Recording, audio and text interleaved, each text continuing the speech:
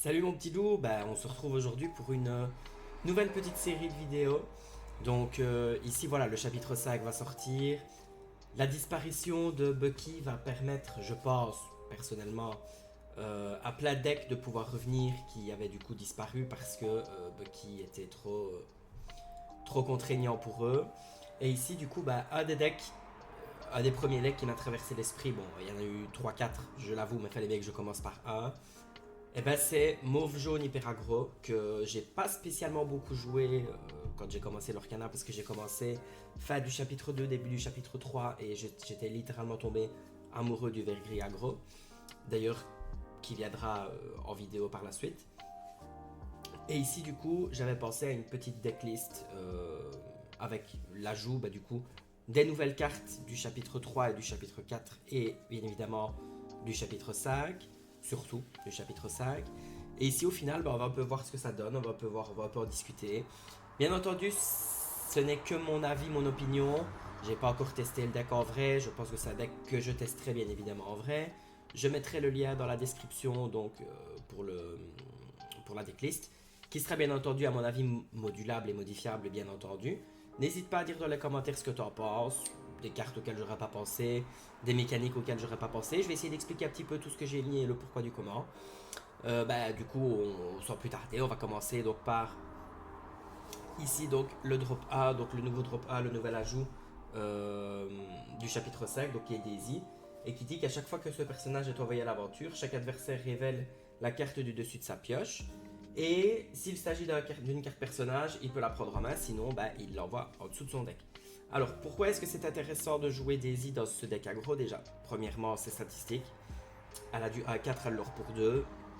Ça veut dire que A4, pardon, ça ne va pas se faire chercher par des perdus dans l'hiver, des baboom, des smash, etc. Il va falloir un petit peu plus pour aller la chercher. Donc le temps que l'adversaire en face puisse la gérer, elle pourrait déjà avoir généré quand même pas mal de l'or. Et alors pourquoi est-ce que son effet n'est pas contraignant ici de faire ajouter un personnage euh, de la main de son adversaire? C'est que si du coup il piochait une action, une chanson ou quelque chose qui pourrait vous poser problème, il la prend, il la remet au fond de son deck. Donc au final, c'est très utile et je pense que c'est très fort. D'ailleurs, ça va être un des moteurs du deck. Alors, en autre TA, donc on a la classique Lilo qui l'or pour 2. On a Balai Magique qui peut permettre de partir à l'aventure et de piocher une carte. J'ai ajouté ici évidemment Nala. Pareil, pour les mêmes raisons que Daisy, elle a du 0,4, donc elle est compliquée à aller chercher. Elle aura déjà l'occasion de faire un ou deux de l'or, à mon avis, le temps que la personne en face essaye d'aller la chercher. Surtout que il y a d'autres menaces dans le deck à aller chercher en priorité avant elle. Maléfique attendant son heure pour les mêmes raisons que Lilo. Pascal, du coup, qui est un peu l'équivalent de Pégase pour le mauve. Sauf que pour qu'il puisse être insaisissable, il faut qu'il y ait un autre personnage, mais ça tombe bien parce qu'il y a énormément de tours 1 dans le deck. Donc du coup, très souvent, le board va être peuplé. Et du coup, il est insaisissable. Donc ça veut dire que lui aussi, pour aller le chercher, il faudra que la personne en face utilise une action, un sort, ou alors que du coup, elle puisse faire un trade avec insaisissable. Alors, j'ai mis Porcinet, le petit capitaine Porcinet, déjà au niveau sentimental, je trouve la carte magnifique. Et puis en plus, je trouve que ça se prête bien dans ce deck-là parce que du coup, on peut très bien mettre au tour A, un tour A. Une fois qu'on a deux d'encre, on peut mettre deux tours A, puis après on peut le mettre lui, soit deux tours A, ou alors lui, et puis après on peut remettre un autre tour A. Enfin, vous pouvez faire votre petite popote ou même mettre Balou si vous êtes sur le 3 d'encre. Et au final, ça a encore une menace en plus, ça a encore un gros horreur en plus. Et si on va le chercher lui, ce qui serait triste pour vous, à côté vous auriez aussi d'autres créatures, etc. Donc je pense qu'il y a moyen qu'il tire son épingle du jeu dans ce deck là. Madame Im Serpent, la seule raison pour laquelle j'ai mis c'est pour protéger vos tours A ou éventuellement vos horreurs à 2 ou à 3 parce qu'évidemment il y a Pinocchio Clou du spectacle dans le deck. Ça permet de partir à l'aventure avec un personnage, prendre de l'or, jouer Madame Mime Serpent, reprendre votre personnage en main et le rejouer si vous avez assez d'encre, ou en tout cas le protéger d'un trade qui aurait été inévitable. Du coup, Pinocchio Clou du spectacle, à tour 2, enfin 2 d'encre, pardon, et l'or pour 3. Je pense que j'ai pas trop de choses à dire dessus. Balou, alors Balou, lui, c'est une carte qui est très intéressante parce qu'il a du 0-3. Il est rempart, ça veut dire que pour pouvoir aller chercher vos autres personnages, le personnage, enfin le joueur en face, pardon, va devoir aller chercher votre balou.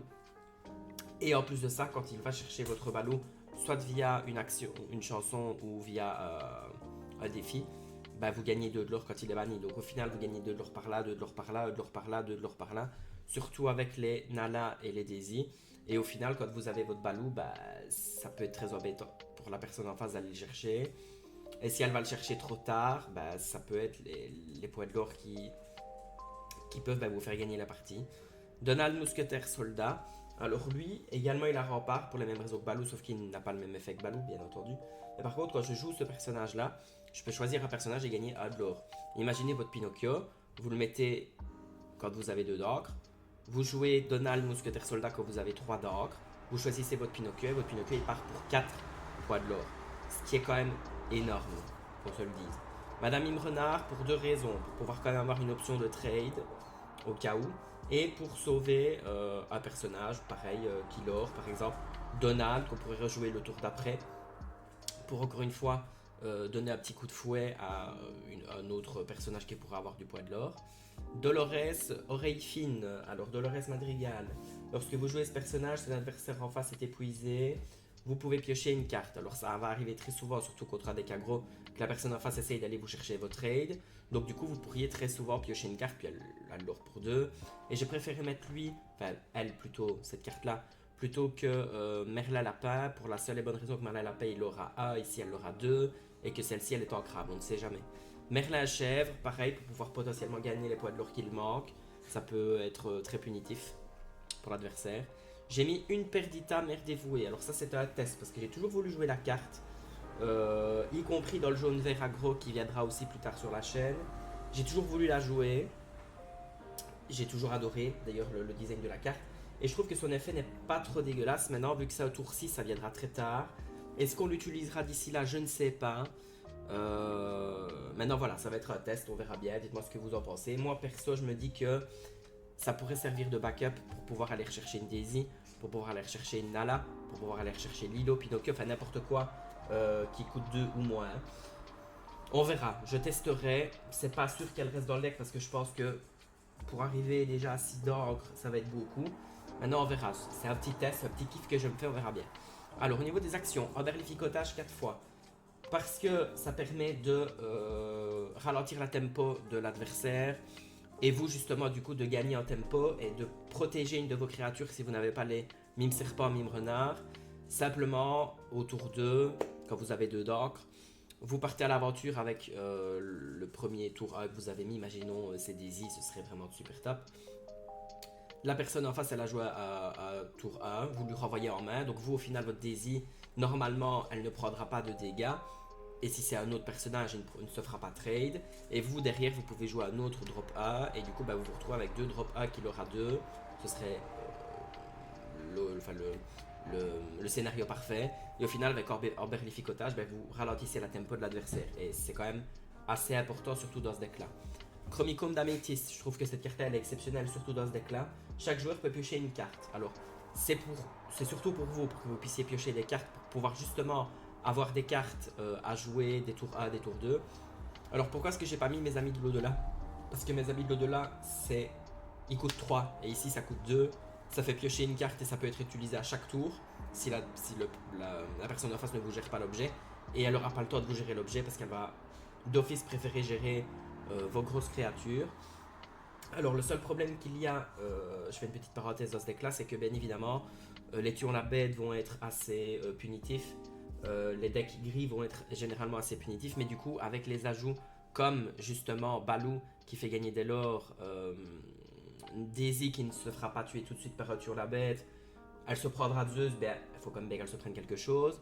Mais du coup par exemple contre Steel Song, si vous jouez Daisy ou même Nala et que la personne en face elle joue la Ursula à 4 qui est mélomane, ben vous lui faites un berlificotage, il la reprend en main, il pourra pas chanter son Zeus sur votre Daisy. Donc c'est une idée d'interaction, moi je trouve ça quand même super fort.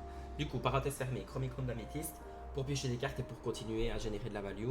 Et alors le château de la reine, bon, il peut venir tard, je l'admets, je le conçois, mais je trouve que A2 ça peut quand même être assez intéressant, puis en plus elle peut s'ancrer.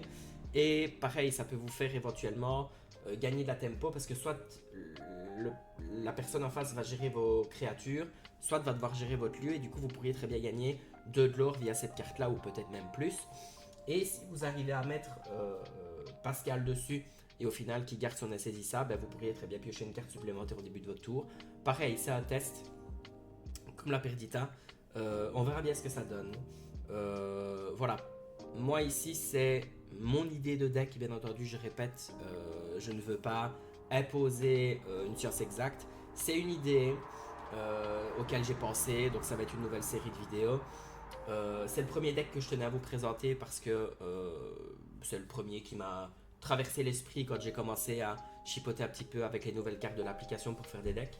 Voilà, donc je répète du coup, n'hésitez pas à dire en commentaire ce que vous en pensez, n'hésitez pas également à justifier vos choix, même s'ils ne sont pas en accord avec mes choix à moi. Bien entendu, l'Orcana c'est un jeu de cartes, il y a énormément de cartes possibles, énormément de combinaisons possibles. N'hésitez pas à me dire votre avis. Bien entendu, en étant constructif, le but c'est qu'on reste dans la bonne ambiance, surtout sur ma chaîne. Et voilà, n'hésitez pas simplement à me faire un petit retour. Si ça vous a plu ce petit format de vidéo, bah, je vous annonce qu'il y en aura d'autres, bien évidemment sur d'autres decks parce que j'ai pensé à d'autres decks. Comme par exemple le jaune vert aggro, le jaune vert tempo, le gris vert aggro parce que j'aimerais vraiment bien refaire une version du vert et gris aggro. Le nouveau style song parce que j'essaye de concocter un nouveau style song, mais ça prend un petit peu plus de temps à mettre en place parce que les ajouts sont quand même assez intéressants pour ce deck là. Et voilà, j'ai aussi une idée de vert gris avec Robin des Bois, enfin bref, j'ai plein d'idées, plein de choses à vous partager, plein de choses à vous montrer, donc voilà. N'hésite pas évidemment, comme je l'ai dit, à t'abonner, à liker la vidéo, à partager, ça me ferait super plaisir pour le référencement de la chaîne. C'était Stygian, bisous mon petit loup, moi.